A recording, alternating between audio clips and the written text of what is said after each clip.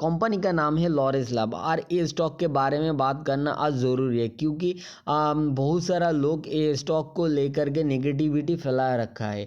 हो सकता है इसमें कुछ पॉजिटिव चीज़ निकाले, क्योंकि टेक्निकली हम लोगों को देखना होता है, क्योंकि फंडामेंटल भी काम करता है, उसके साथ साथ टेक्निकल देखना होता है। लोगों को लगता है कोई स्टॉक ऊपर जा रहा है मतलब इसको कोई ना कोई पाम कर रहा है।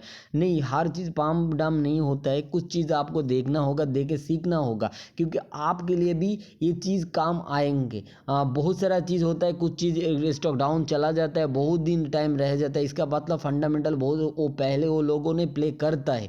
तो भी शेप रिकवरी कभी कभी कोई स्टॉक में आ जाता है, कभी कभी नहीं आता है। तो आपको ये चीज़ अगर 2-3 साल का एक्सपीरियंस है तो आपको पता चलेगा बहुत सारे स्टॉक में ये हुआ है।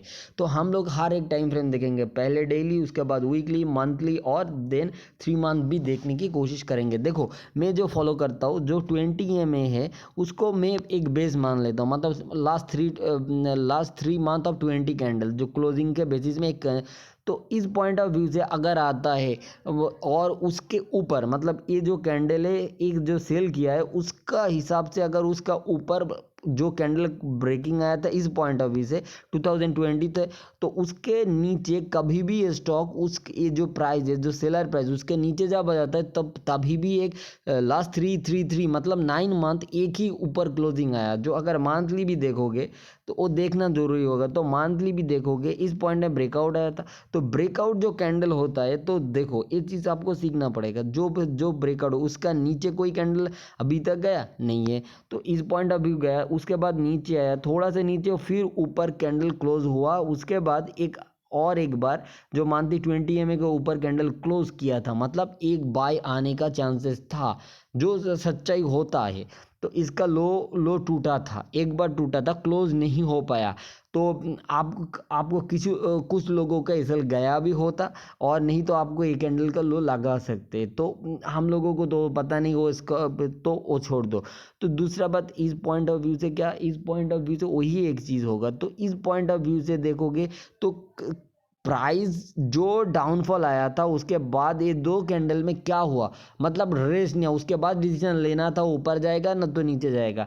तो आ जा करके देखो, मान तो पूरा कैंडल क्लोज होने के थोड़ा सा बाद है, तो हिसाब से देखोगे तो उसका ऊपर जा रहा है। अगर जो ये सब छोड़ दो तो वीकली में आ जाओ, वीकली 20 EMA के ऊपर है। अगर इस पॉइंट ऑफ व्यू से कभी क्लोजिंग आया है, अभी तक तो कोई क्लोजिंग आया नहीं था, जो इस वीक में क्लोजिंग आ चुका है। तो हम लोग थोड़ा सा इसको प्ले कर सकते हैं, क्योंकि लोगों को यही चीज़ लगेगा भाई इसने इतना तो डाउनफॉल कर दिया। देखो, कोई भी स्टॉक को 60 to 65% और कोई भी हो, उसके अंदर वो नहीं होता है, हर चीज़ फैक्टराइज हो जाता है। अब तो कुछ चीज़ आज भी जो भी बैड न्यूज़ आया था वो आया था।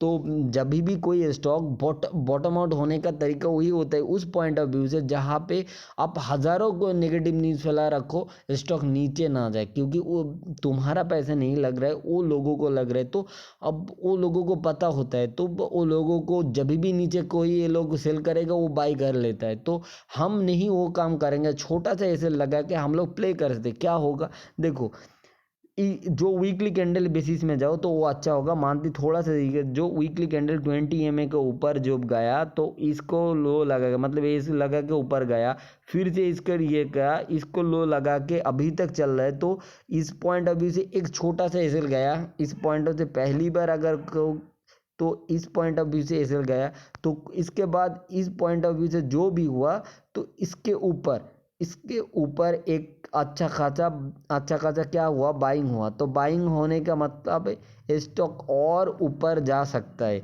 तो स्टॉक ऊपर जाने का चांसेस है। तो हम लोगों के लिए एक छोटा सा चीज़ ध्यान देना होगा, ये लाइन तो इम्पोर्टेंट है। तो इम्पोर्टेंट करते हुए तो स्विंग लो लगा लो, क्या 400 एक बेस मान लो, मतलब ए पॉइंट, इसका नीचे नहीं जाना चाहिए, मतलब 400 के नीचे स्टॉक नहीं जाना चाहिए। 400 के नीचे गया तो और भी नीचे जा सकता है, क्योंकि इस बार जो फॉर्मेशन हो रहा है ऊपर जाने का, एक राउंडिंग बटन फॉर्मेशन होने की कोशिश करेंगे।